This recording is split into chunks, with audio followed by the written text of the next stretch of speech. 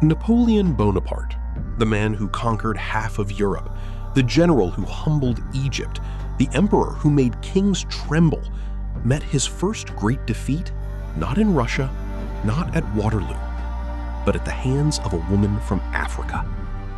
Her name was Marie-Claire Heureuse Félicité, and the story of how she helped shatter the mightiest army France ever sent across the Atlantic is one of the most electrifying and most forgotten stories in all of history. This is that story. It is the year 1801. The island of Saint-Domingue, modern-day Haiti, is the richest colony in the world. It produces more than half of Europe's coffee and nearly 40% of its sugar. Napoleon wants it back. Just years earlier, enslaved Africans had risen up in the largest and most successful slave revolt in human history. They had driven out the French, fought off the British, and were on the brink of declaring the world's first Black Republic. Napoleon could not allow this. He assembled an army of 65,000 soldiers, veterans of his European campaigns, and sent them under the command of his own brother-in-law, General Charles Leclerc.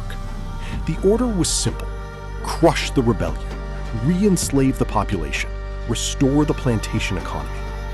What he got instead was catastrophe. Now, most histories of this period focus on Toussaint Louverture, the brilliant general who led the revolution. But today we are talking about someone whose power operated differently. Someone whose influence was not just on the battlefield, but in the hospitals, the streets, and the hearts of an entire people. Marie-Claire Heureuse was born in Africa, likely in the kingdom of Dahomey, and was brought to Saint-Domingue as an enslaved woman. She earned her freedom, became a wealthy merchant, and eventually married Henri Christophe, one of the revolution's most important generals. But what made her extraordinary was not who she married. It was what she did when the French arrived. When Leclerc's army landed and the fighting began, Marie-Claire Heureuse did something that no military manual could have predicted. She opened her own home and then organized a network of homes across the colony as field hospitals for wounded Haitian fighters, at her personal expense, under constant threat of French retaliation. Here is where the story becomes almost unbelievable.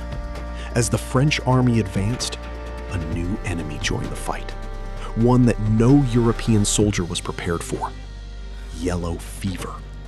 Within months, it was killing French troops by the thousands. Leclerc himself would eventually die from it. Entire regiments were wiped out not by bullets, but by disease. And as the French soldiers lay dying, delirious, abandoned by their own officers, Marie-Claire Heureuse did something radical. She ordered her hospitals to treat them too.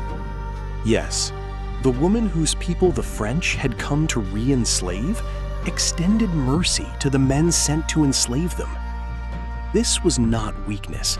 This was strategy of the highest order, because word spread through the French ranks, through the Haitian people, that this woman operated by a code that transcended the war itself. It turned her into a figure of almost mythic moral authority. Soldiers who recovered and were returned to French lines told stories. Haitian fighters who heard what she was doing fought with renewed conviction. They were not just fighting for survival. They were fighting for a civilization worth building.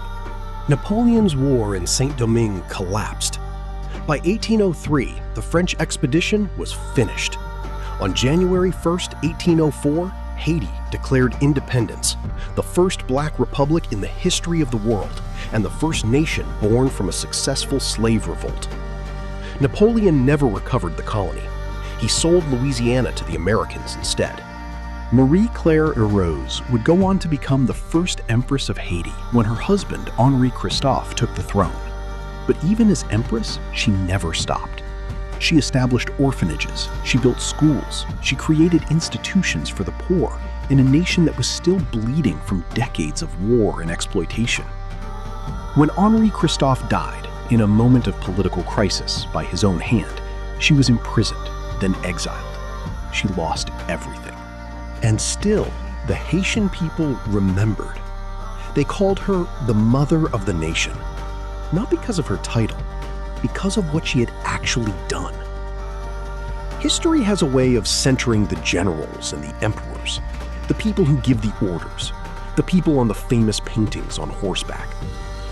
But behind every seismic shift in human affairs, there are people like Marie-Claire Heureuse, people whose power is quieter, whose battlefield is a hospital floor, whose weapons are mercy and organization and unshakable will. Napoleon lost Saint-Domingue because the Haitian people refused to be broken. And part of what kept them unbroken, part of what gave them the moral and physical endurance to outlast the most powerful army in the Western world, was this woman. The Haitian Revolution changed the world. It terrified every slaveholding nation on earth. It directly accelerated abolitionist movements across the Americas. It proved permanently, undeniably, that enslaved people were not property to be managed, but human beings capable of building a free society. And at the center of that revolution's survival was a woman born in Africa who crossed an ocean in chains and ended up helping defeat an empire. If you've never heard her name before today, that's not an accident. That's a gap in the story we've been told about the world. Her name was Marie-Claire Heureuse Félicité, and she deserves to be remembered. If this story moved you, share it, because the best way to honor people history forgot is to make sure they're forgotten no longer. Drop a comment with a historical figure you think deserves their own episode. I'll see you next time.